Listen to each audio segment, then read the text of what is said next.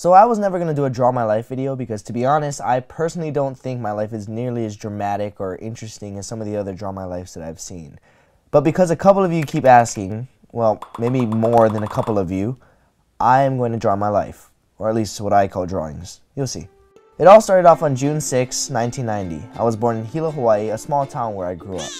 I was lucky enough to have two loving parents that I look up to even till today. I also have an older brother who I've always felt competitive with my whole life. He was always better than me in everything. He would beat me in challenges, competitions, video games, and of course he was naturally gifted in judo. See, judo played a big part in my family, being that both my brother and I pretty much did it our whole lives. Well, at age 5, when I first started, I hated judo because I was terrible at it. My brother, on the other hand, was like a judo club star pupil. All of our senseis, or teachers for those of you that don't speak French, loved him. I was probably on the exact opposite side of the spectrum. Anyway, my brother would almost always win in every tournament we entered, while I, on the other hand, would be lucky to place 3rd. Out of 3 people, that is. I remember specifically hearing at a tournament a man say, "Oh, this is the younger Higa, not the good one." But I couldn't even get mad because it was true. Anyway, in elementary school, from kindergarten to 5th grade, I really don't remember much. All I can remember is that I hated judo, and I had the hugest crush on a girl. Not gonna say her real name, but let's call her Nicole. I was pretty much in love with Nicole, or at least what a 7-year-old thinks love is, but I was too shy and scared to say anything to her. Until years later, but we'll come across that later. After 5th grade, I moved schools for middle school. 6th grade was specifically a terrible year for me. Not only did I lose all my friends because it was a new school, but because it was a charter school, we all had to take tests to see where we would be placed, I guess, and for some reason I got placed with the older kids. At the time, I thought this was a good thing because I thought older kids would think I'm cool because I skipped a grade. However, it was pretty much the opposite. So this is the part of the story that most of you don't know about because I never really addressed it publicly, but I know a lot of you watching this can relate. So I got bullied.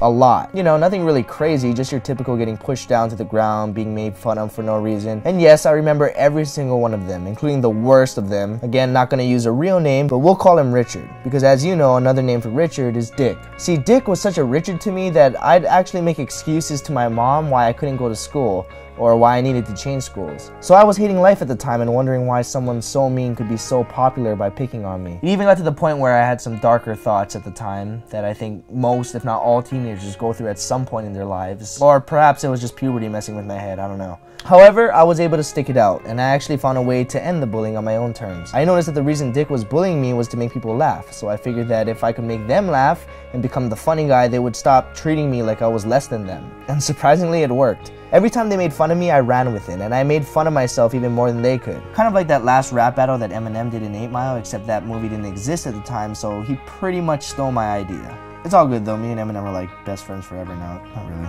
I still didn't have many friends, but at least I wasn't getting bullied anymore. But from that point on, I wanted to be funny. I started picking up my mom's VHS camcorder and recording little skits and videos for my family to watch. They loved it. Of course, some of my cousins would be like, "You need to get a life, Ryan." But it became a traditional thing. Every Sunday, I'd have a new video for them to watch and laugh at. In 8th grade, I finally reconnected with Nicole. You know, the girl I had a crush on since elementary school. She was still at the other middle school where all my friends were, but I somehow became in contact with her again through MSN Messenger. A lot of you might not know what that is now, but it was like the Facebook of that time. But when I finally had the courage to ask her out, I got completely rejected.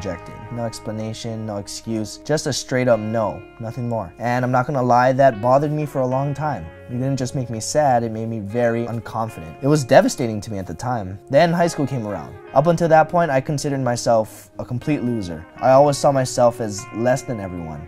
Nicole got a boyfriend, I was less than him. My old elementary school friends had found new friends that they became close with, I was less than them. My brother, who had just left for college, not only left high school with honors, but he ended up placing 2nd in the state for high school judo, which, as you know, in my family is a big deal, so yeah, I was less than him too. I was back at square one. I had a few acquaintances, but little to no close friends. Even the kids I considered nerds had friends. They had each other. In my mind, I wasn't anybody. I was less than everyone. I looked forward to class more than recess and lunch because at least that way I could sit somewhere and not look like a complete loner. And then it happened, one of the most momentous occasions of my life. I joined the wrestling team. And I know what you're thinking, wrestling is just a sport. Well, to me it wasn't. It literally changed my life and, well, almost ended it at the same time.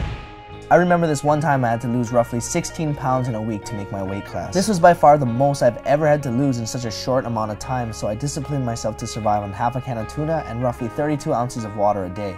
Pretty sure I would have died had my teammate Landon not found me collapsed on a run.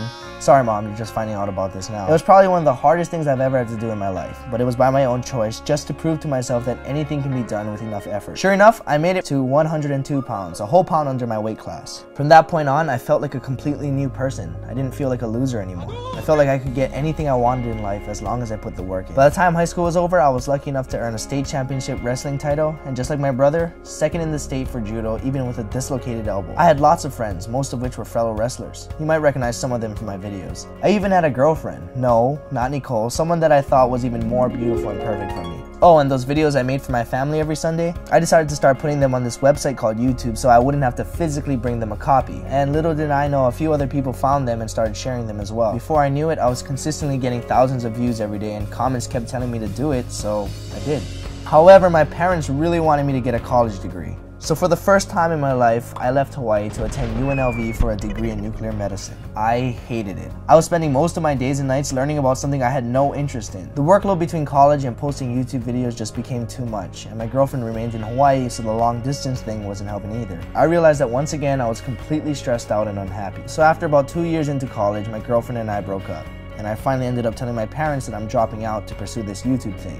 It took a little while, but to my surprise, they became completely supportive. And because of that, thanks to my parents, thanks to wrestling, thanks to my bullies, thanks to not only the good but the bad experiences in my life, and of course thanks to all of you watching right now, I am who I am today because of all of you. Like everyone, I still go through highs and lows, but ultimately, I'm completely happy. This is my real life story. No, I'm not telling you this because I want to brag about my life or because I want you to feel sorry for me because I was bullied when I was younger or whatever. I'm telling you this story because I know for a fact that there are a lot of you watching this right now that are going through the same things I went through when I was younger. And I wanted to let you know that life will get better if you choose to make it better. It's okay to be sad and angry now and then. There are some things that may be out of your control, like a bully that picks on you or a boy or girl that rejects you or even a sibling that outshines you.